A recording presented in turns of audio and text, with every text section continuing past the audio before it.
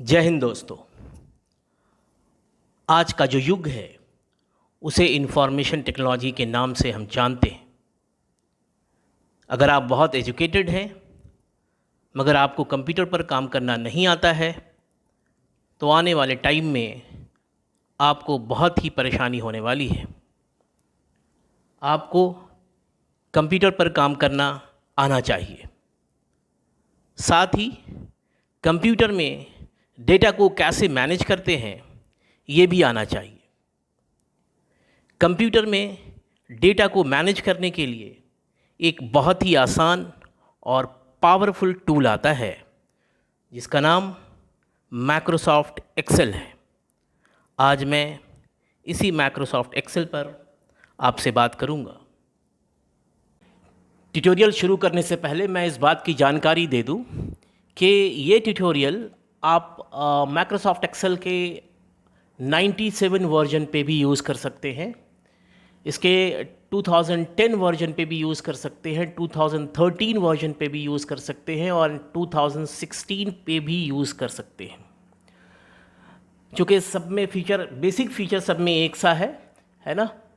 Major जो फ़र्क है वो, अगर आप माइक्रोसॉफ्ट एक्सेल 97 यूज़ कर रहे हैं तो इसमें जो फाइल आप सेव करेंगे उस फाइल का एक्सटेंशन जो सेव होगा वो .xls के नाम से सेव होगा, जबकि 2010, 2013 एंड 2016 में ये फाइल का एक्सटेंशन सेव होगा .xlsx के नाम से, राइट।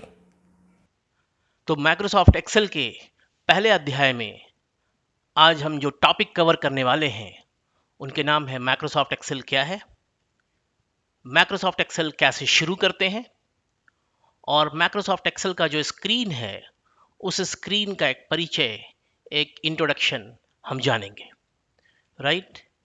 तो बात करते हैं माइक्रोसॉफ्ट एक्सेल क्या है। माइक्रोसॉफ्ट एक्सेल एक सॉफ्टवेयर प्रोग्राम है जो माइक्रोसॉफ्ट कंपनी के द्वारा बनाया गया है। माइक्रोसॉफ्ट एक्सेल जो कस्टमर को स्प्रेडशीट सिस्टम का उपयोग करके डेटा को व्यवस्थित करने, मतलब ऑर्गेनाइज करने, प्रारूपित करने, उसका फॉर्मेट चेंज करने और गणना करने में, दैट मीन्स कैलकुलेशन करने में मदद करता है। साथ ही डेटा का उपयोग कर हम कई तरह के चार्ट और टेबल भी बना सकते हैं। ये सॉफ्टवेयर माइक्रोसॉफ्ट ऑफिस का एक हिस्सा है। तो अब बात करते हैं कि माइक्रोसॉफ्ट एक्सेल कैसे शुरू करते हैं। ये आपका स्क्रीन होता है। इस स्क्रीन पे आप देखेंगे, अगर आप, ये विंडोज़ का स्क्रीन है, अगर आप इसके स्टार्ट बटन पे अगर आप क्लिक करते हैं तो आपको ऑल प्रोग्राम्स के मेनू दिखते हैं। अगर आप ऑल प्रोग्राम्स पे क्लिक करते हैं और अगर आपका माइक्रोसॉफ्ट एक्सेल दिख रहा होता है तो आप इस तरह से माइक्रोसॉफ्ट एक्सेल को इसमें चेक कर सकते हैं। यहाँ पे माइक्रोसॉफ्ट एक्सेल आपको दिख जाएगा। अगर आपका मैक, जैसे यहाँ पे दिख रहा है कि माइक्रोसॉफ्ट एक्सेल 2010 आपका इंस्टॉल्ड है, ये माइक्रोसॉफ्ट ऑफिस के नीचे दिख रहा है, मतलब माइक्रोसॉफ्ट ऑफिस का एक हिस्सा दिख रहा है, राइट। तो ये माइक्रोसॉफ्ट एक्सेल पे अगर मैं क्लिक करता हूँ तो हमारा माइक्रोसॉफ्ट एक्सेल खुल जाता है, राइट। और अब मैं इसको दूसरे तरीके से भी खोल सकता हूँ। इसको मैं पहले बंद करता हूँ। तो अगर आप यहाँ पे, अगर आपका विंडो का ये स्क्रीन दिख रहा होता तो आप विंडोज़ के साथ अगर आर की प्रेस करते हैं, मतलब विंडोज़ प्लस आर को अगर आप एक साथ प्रेस करते हैं, राइट, तो ये आपका कमांड का आपका ऑप्शन मिल जाता है और यहाँ पे आप एक्सेल टाइप करके अगर आप इंटर प्रेस कर देते हैं तो आपका यहाँ पे एक्सेल का स्क्रीन खुल जाता है, राइट। तो इस तरह से आपको एक्सेल का स्क्रीन दिखता है। तो आज अब मैं बात करूंगा कि ये एक्सेल का स्क्रीन क्या है और ये स्क्रीन का क्या यूज़ है, इस स्क्रीन में क्या क्या आइटम्स हैं, है ना। इसके ऊपर आज हम इसका डिस्कस करेंगे, राइट। तो सबसे पहले अगर आप देखते हैं, ये अगर आपका एक्सेल स्क्रीन है तो सबसे पहले आपको ऊपर में टॉप पे एक, तो बिल्कुल लेफ्ट हैंड साइड पे एक एक्सेल का आइकन दिख रहा होता है, साथ में एक सेव का बटन दिख रहा होता है, उसके साथ में अंडू और रीडू का ऑप्शन है। अंडू क्या होता है कि अगर आपने कोई चीज़ डिलीट की है उसे वापस लाना है तो आप अंडू कर सकते हैं, और उसी को वापस, उसी कमांड को अगर आपको वापस रिपीट करना है तो आप रीडू कर सकते हैं। साथ में यहाँ पे देखेंगे कि एक छोटा सा यहाँ पे एरो दिख रहा होता है। इसका पर्पस ये है कि ये क्विक एक्सेस टूल बार को आप अपने हिसाब से कस्टमाइज कर सकते हैं। अगर आप इस पर क्लिक करें तो आपको समझ में आएगा कि इसके अंदर कुछ आइटम्स आपको दिख रहे होते हैं, right. New, open, save, email, quick prints, ये सब इसमें आप देखेंगे तो सेव, अंडू और रीडू, ये तीन ऐसे कमांड हैं जिनके ऊपर ऑलरेडी चेक है, और ये तीन कमांड आपको already quick access tool bar में दिख रहे होते हैं। इनमें से कोई कमांड पर अगर आप क्लिक करते हैं और वो चेक हो जाता तो आप वो कमांड आपका क्विक एक्सेस टूल बार में ऐड हो जाता है। साथ में अगर आप चाहेंगे इसमें अगर कोई कमांड नहीं दिखता है, आपको कुछ डिफरेंट कमांड चाहिए, तो मोर कमांड पे आप क्लिक करते हैं, और जैसे ही मोर कमांड पे आप क्लिक करते हैं यहाँ पे एक डायलॉग विंडो खुल जाता है। डायलॉग विंडो में आप देखेंगे यहाँ पे एक लेफ्ट साइड में कुछ कमांड्स हैं और राइट साइड में कुछ कमांड्स हैं। जो राइट साइड में कमांड है सेव, अंडू और रीडू, ये आपका already quick access tool bar में है, राइट। अगर आपको लेफ्ट हैंड साइड से कुछ कमांड्स यहाँ पे ऐड करने हैं, लाइक अगर मैं क्रिएट चार्ट की बात करूँ, क्रिएट चार्ट अगर मैं सेलेक्ट करके यहाँ पे ऐड पे क्लिक करता हूँ तो हमारा ऐड हो जाएगा। बट अभी मैं फर्दर इस पे ज़्यादा डिस्कस नहीं करूँगा। मैं यहाँ से, और अगर क्रिएट चार्ट को अगर आपको या किसी भी आइटम को यहाँ से रिमूव करना है, जैसे मैं यहाँ पे अगर क्रिएट चार्ट पे क्लिक करता हूँ और फर्दर अगर मैं यहाँ से रिमूव कर दूँ तो ये क्विक एक्सेस से भी हट जाएगा, राइट। तो आज के लिए इतना ही है कि क्विक एक्सेस को हम किस तरह से कस्टमाइज कर सकते हैं, राइट। अब मैं बात करूंगा कि आप एक्सेल को स्क्रीन पर अगर आप देखेंगे यहाँ पे एक टाइटल बार है जहाँ पे बुक वन भी लिखा है और साथ में माइक्रोसॉफ्ट एक्सेल लिखा है। बुक वन का मतलब ये है कि ये डिफ़ॉल्ट नेम है। जब कभी आप डेटा बना के सेव करते हैं तो वो फाइल का नाम आप यहाँ डालते हैं और वो फाइल का नाम बुक वन की जगह पे रिप्लेस हो जाता है। और माइक्रोसॉफ्ट एक्सेल चूंकि ये एप्लीकेशन है तो ये आपको बाय डिफ़ॉल्ट दिख रहा होता है। साथ में यहाँ पे देखेंगे कि कुछ बटन्स हैं आपके राइट हैंड साइड पे स्क्रीन पे, है ना। यहाँ पे minimum, maximum and close button है। क्लोज बटन का यूज़ ये है कि आप माइक्रोसॉफ्ट एक्सेल को क्लोज करना है तो यहाँ पे क्लोज कर सकते हैं। अगर आपका माइक्रोसॉफ्ट एक्सेल अगर मैक्सिमाइज करना है, लाइक अगर मिनिमाइज है और मैं उसे मैक्सिमाइज करना चाहूँ तो मैं मैक्सिमाइज कर सकता हूँ। जैसे अगर मैं ये मिनिमाइज बटन पे अगर मैं क्लिक करूँ तो माइक्रोसॉफ्ट एक्सेल हमारा मिनिमाइज हो जाता है। ये बंद नहीं हुआ है बट हमारे ये टास्क बार में हमारा ये ऐड हो गया। अगर मैं वापस इस पर क्लिक करूँ तो ये हमारा मैक्सिमाइज हो जाएगा, राइट। साथ में आप यहाँ पे देखेंगे कि आपके स्क्रीन पे कुछ टैब्स दिख रहे हैं, file, home, insert, page layout, format. ये हर टैब के नीचे आप देखेंगे कि कुछ आइटम्स आपको दिख रहे होते हैं, है ना। जैसे कुछ आइटम्स ग्रुप के ग्रुप की फॉर्म में, जैसे क्लिपबोर्ड में कुछ आइटम्स हैं, कुछ फॉन्ट के अंदर आइटम्स हैं। आइटम मतलब उसको मैं यहाँ पे एक्सेल में उनको मैं कमांड के नाम से हम जानते हैं। जैसे फॉन्ट के अंदर कुछ आइटम्स जो दिख रहे हैं दैट इज बेसिकली कमांड। उसी तरह से आप अलाइनमेंट भी दिख रहे होते, नंबर भी दिख रहे होते। तो मैं थोड़ा और आगे डिस्कस करता हूँ इसके ऊपर, राइट। अभी जितने टैब्स दिख रहे हैं ये सारे टैब्स एक रिबन के अंदर आते हैं, राइट। अगर मैं डिटेल बात करूँ थोड़ा सा, तो अगर आप ये स्क्रीन देखते हैं, एक तरफ आपका होम टैब है और दूसरी तरफ हमने इंसर्ट टैब लिया हुआ है, राइट। और ये सारे टैब एक रिबन से के अंदर हैं, बल्कि दूसरे शब्दों में यूं कहूं कि एक रिबन से बॉन्ड कर दिए गए हैं, एक रिबन से बांध दिए गए हैं।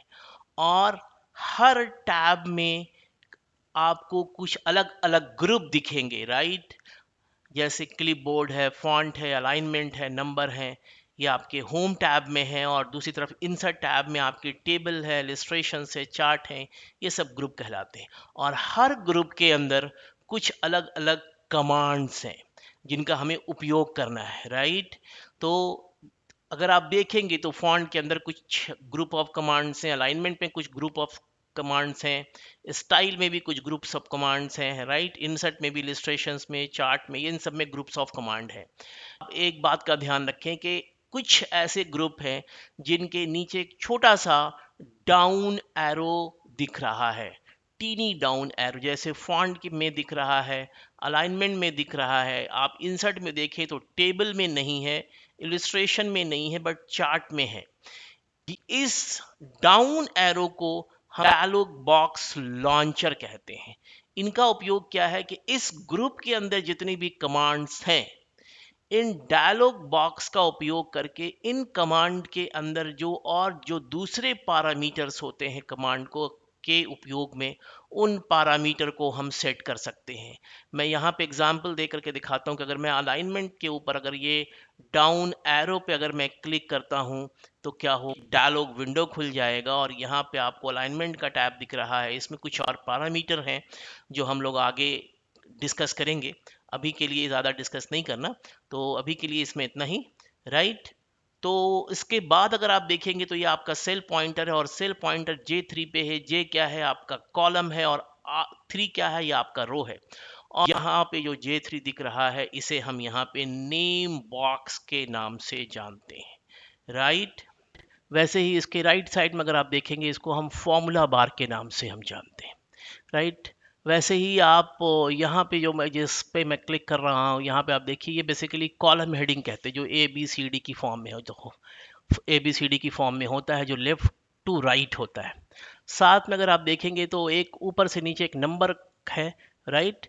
तो ये आपको 1 2 3 4 की है, इसको हम रो नंबर कहते हैं, राइट। और यहाँ पे एक रेक्टेंगल बना हुआ है जिसके ऊपर अगर मैं क्लिक करूँ या मैं अगर मैं दिखाऊं आपको तो ये बेसिकली एक सेल कहलाता है, राइट। आप अगर देखेंगे तो आपके नेम बॉक्स में J3 लिखा है। J3 क्यों लिखा है कि जो आपका सेल का पोजीशन है वो उसका कॉलम J है एंड ने ऑन इसका रो नंबर 3 है, तो इसलिए आपको नेम बॉक्स में J3 दिख रहा होता है। अगर मैं थोड़ा सा डिटेल इसके ऊपर और बात करूं और अगर मैं सेल को सपोज मैं J7 में क्लिक करता हूं तो आप देखेंगे कि यहाँ पे अब नेम बॉक्स के अंदर ये आपको J7 दिख रहा होता। तो अब ये नेम बॉक्स बेसिकली हम इस सेल को यहाँ पे हम सेल एड्रेस के नाम से हम जानते हैं कि ये सेल का एक पर्टिकुलर एड्रेस है, तो यहाँ पे J7 है, राइट। अब अगर मैं बात करूं कि ये सेल क्या है, ये एक सेल रेक्टेंगल है, जहाँ पे भी ये सेल होता है वहाँ पे हम डेटा इनपुट कर सकते हैं। अगर मैं इसमें कुछ इनपुट करूं तो ये आपको एज अ सेल वैल्यू यहाँ पे आपको फॉर्मूला बार में दिखता है और इसको हम यहाँ पे सेल पॉइंटर कहते हैं, राइट। आप देखेंगे तो ये आपका J7, J आपका कॉलम हेडिंग है और आपका 7 जो है आपका रो नंबर है, राइट। तो इसके लिए अभी इतना ही, राइट। अब मैं बात करूं कि आपके स्क्रीन पे आप यहाँ देखेंगे तो अलग अलग वर्कशीट्स हैं 1 2 3, राइट। ये अलग अलग वर्कशीट्स क्या होता है, इसी वर्कशीट में हम डेटा को मैनेज करते हैं, डेटा को इंटर करते हैं, डेटा इनपुट करते हैं और उसी डेटा को फिर हम मैनेज करते हैं। यहाँ पे आप एक छोटा सा और भी आइकन यहाँ पे छोटा सा आप यहाँ पे देख रहे हैं, अगर आप इस पर क्लिक करते हैं तो ये नया वर्कशीट को आप यहाँ पे क्लिक करके ऐड कर सकते हैं। अगर आप इस तरह से और भी नए नए नए नए वर्कशीट आप इसमें ऐड कर सकते हैं अगर आपको अलग अलग तरह के डेटा ऐड करने हैं तो, राइट। साथ में अगर आप यहाँ देखेंगे तो ये आपका स्क्रॉल बार कहता है, जो top to bottom and left to right है। ये ऑलमोस्ट आप इसको जानते होंगे, राइट। तो अभी मैं स्क्रॉल बार के ऊपर ज़्यादा डिस्कस नहीं करूंगा। स्क्रॉल बार जैसे चूंकि इसमें हमारे पास डेटा नहीं है, जब डेटा आएंगे तो स्क्रॉल बार के ऊपर हम लोग और भी आके उसको देख सकते हैं, राइट।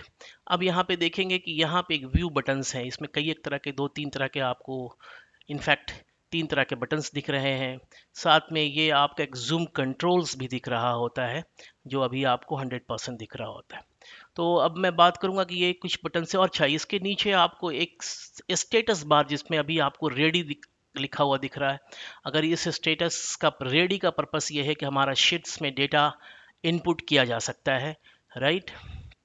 तो अब मैं बात करूंगा आपसे इस स्टेटस बार के ऊपर बात करूंगा थोड़ा, और zoom control and view buttons के ऊपर बात करूंगा, राइट। ये हमारा जूम कंट्रोल हमने यहाँ पे यूज़ किया। यहाँ इसके लिए हमको समझाने के लिए यहाँ पे कुछ डेटा भी हमने यहाँ पे यूज़ किया है, जिसमें स्टूडेंट्स के मार्क्स हमने लिए हैं, है ना। 4 5 स्टूडेंट्स हैं, उनके अलग अलग सब्जेक्ट्स के मार्क्स हैं, राइट। इसको हमने जूम 100 करके देखा है, जो बेसिकली एक नॉर्मल स्क्रीन है, राइट। अगर मैं यहाँ पे जूम को अगर मैं छोटा करना चाहूँ, अगर मैं इसको, राइट, मैं यहाँ पे 50% पे क्लिक करता हूँ, राइट। तो ये हमारा स्क्रीन 50% हो जाता है। तो बेसिकली ये हमारा डेटा हमारा एज इट इज़ है, ये सिर्फ हमारा स्क्रीन का साइज़ हमारा छोटा हुआ है, राइट। वैसे ही अगर हम चाहें, राइट, तो अगर हम स्क्रीन के 200% पे अगर मैं क्लिक करता हूँ तो हमारा स्क्रीन का साइज़ बड़ा हो जाता है। तो ये बेसिकली ये हमारा सिर्फ स्क्रीन में जो टेक्स्ट है उनका साइज़ बड़ा हुआ है, राइट। तो इस तरह से हम अपने टेक्स्ट को अपने आइज़ के हिसाब से छोटा या बड़ा कर सकते हैं, उसको एडजस्ट कर सकते हैं, राइट। तो जूम के लिए इतना ही। तो मैं अब बात करूंगा कि अगर मैं बात करूं कि ये हमारे इधर आप देख रहे होते, तो यहाँ पे जो भी बटन्स है, राइट, अगर मैं इन बटन्स की बात करूँ, यहाँ पे कुछ डेटा भी हमने नॉर्मल लिया हुआ है, राइट। तो ये जो बटन है आपका व्यू बटन्स, इसमें तीन तरह के बटन दिख रहे होते हैं, राइट। तो ये बेसिकली पहला बटन क्या है, अगर मैं इस पर क्लिक करूँ तो क्या है, ये नॉर्मल व्यू है ना, कि हमारा जो डेटा है ये हमारा एक नॉर्मल व्यू में हमें दिख रहा होता है, राइट। उसी तरह से अगर मैं इस बटन पे क्लिक करूं तो ये पेज लेआउट है हमारा, राइट। पेज लेआउट का मतलब ये है कि हम अगर इस डेटा का अगर मैं प्रिंट लेता हूं, राइट, तो हमारा डेटा किस तरह से हमारे पेपर में इसका प्रिंट आउट आएगा। तो यहाँ पे चूंकि हेडिंग नहीं है तो ये कहता है कि यहाँ पे हेडिंग भी आप ऐड कर सकते हैं, राइट। तो और इसमें लाइनिंग के साथ आपका डेटा का आपका प्रिंट आएगा, राइट। अब अगर मैं इसके लास्ट बटन पे अगर मैं क्लिक करता हूँ तो ये बेसिकली पेज ब्रेक प्रीव्यू है। पेज ब्रेक प्रीव्यू का पर्पस क्या है कि आप यहाँ देखेंगे कि पेज वन दिख रहा है, तो आपका जो डेटा अगर आपने बना रखा है और इसका प्रिंट लेते हैं तो ये डेटा आपके कितने पेजेस में प्रिंट होगा, ये आप प्रिंट प्रीव्यू में आप देख सकते हैं। पेज ब्रेक प्रीव्यू में इनफैक्ट वो आप देख सकते हैं, राइट। तो डिफरेंट डिफरेंट पेजेस वो आपको दिखेंगे, क्योंकि यहाँ पे डेटा कम है इसलिए पेज वन दिख रहा है, राइट। तो इस तरह से आप अपने डेटा को एडजस्ट कर सकते हैं। कुछ डेटा अगर आपके दूसरे पेज में जा रहा है, आप उसको पेज वन में लेना चाहें तो उस तरह से डेटा को आप एडजस्ट कर सकते हैं। कुछ डेटा जो आपके पेज वन में आ रहा है उसको पेज टू में लेना है तो आप उस तरह से आप उसको एडजस्ट कर सकते हैं, राइट। तो इसके ऊपर यही है। अब मैं बात करूंगा कि मैं स्टेटस के ऊपर बात करूंगा कि कुछ डेटा हमने सेलेक्ट किया हुआ है, राइट। यहाँ से आप देखिए विकास अग्रवाल का English, math, science, Hindi and social science का हमने मार्क्स सेलेक्ट किया हुआ है। जैसे ही मैं इनका मार्क्स सेलेक्ट करता हूँ, स्टेटस बार में इनका एवरेज है ना, और इनका काउंट और इनका सम टोटल, राइट, ये आपको स्टेटस बार में दिख रहा होता है। तो ये जो स्टेटस बार में जो आपको डेटा दिख रहा होता है, इन डेटा को आप कस्टमाइज भी कर सकते हैं। इनमें से कुछ डेटा को इनके साथ आप स्टेटस बार में ये भी देखते हैं, जो अभी मैंने बात किया कि zoom control and different page breaks वगैरह जो हमने डिस्कस किए, राइट। तो अगर आप इस स्टेटस बार के ऊपर अगर आप राइट क्लिक करते हैं तो इस तरह का एक मेनू आपको को सब मेनू खुल जाता है। यहाँ पे आप देखेंगे कि सम, एवरेज, काउंट, इनके ऊपर चेक बॉक्स है। साथ में बहुत सारे ऐसे आइटम्स हैं जिनके ऊपर चेक बॉक्स है, और वो सारे आइटम्स आपको, जैसे अगर मैं जूम कंट्रोल की बात करूं, जूम स्लाइडर की बात करूं, है ना, ये सारी चीज़ें आपको स्टेटस बार में दिख रही होती हैं। तो उसी तरह से यहाँ पे आपको सम, एवरेज और काउंट दिख रहा होता है। अगर मैं कैलकुलेशन पॉइंट ऑफ व्यू से बात करूँ, अगर सपोज मुझे सम नहीं चाहिए यहाँ पे, तो अगर मैं सम पे क्लिक करता हूँ तो ये हमारा सम अनचेक्ड हो जाता है, और जैसे ही हमारा सम अनचेक्ड हो गया, यहाँ से हमारी सम की वैल्यू हट गई। वैसे ही अगर सम हमें नहीं चाहिए बट हमें मैक्सिमम चाहिए कि ये डेटा डेटा रेंज जो हमने सेलेक्ट किया है इसमें मैक्सिमम कितनी वैल्यू है, अगर मैं इनको चेक कर देता हूँ तो आप देखेंगे कि हमारे स्टेटस बार में यहाँ पे आपका मैक्स की वैल्यू आ गई, राइट। तो इस तरह से हम इसको हमने स्टेटस को भी हमने समझा। तो इस तरह से आज जो कंप्लीट जो माइक्रोसॉफ्ट एक्सेल का जो स्क्रीन है, उन्होंने स्क्रीन को हमने समझा है कि क्विक एक्सेस टूल बार क्या होता है, टाइटल बार क्या होता है ना, मिनिमाइज, मैक्सिमाइज, क्लोज बटन क्या होते हैं, name boxes, formula, tabs, ribbon, row number, column headings, है ना, वर्कशीट्स का विंडो, वर्कशीट कैसे ऐड करते हैं, status, zoom bar, view button, zoom control, right. So पहले अध्याय में एक्सेल के आज के लिए इतना ही, राइट। एंड अगर आपको हमारा ये वीडियो, हमारा ये ट्यूटोरियल अगर आपको अच्छा लगा हो तो आप हमारे चैनल को सब्सक्राइब करना ना भूलें। एंड मोस्ट इम्पॉर्टेंटली, अगर आप को ये वीडियो कैसा लगा है, आप इसमें कुछ इम्प्रूवमेंट चाह रहे हैं, कुछ कमी नज़र आती है, तो आप कमेंट बॉक्स में जा कर के आप हमें कमेंट कर सकते हैं, ताकि हम नेक्स्ट जो वीडियो बनाएं उसमें कुछ इम्प्रूवमेंट भी लेकर के आएँ। एंड अगर आपको अच्छा लगा है तो भी आप इसमें अपना कमेंट डाल सकते हैं, राइट। सो आज के लिए इतना ही। थैंक यू दोस्तों। जय हिंद।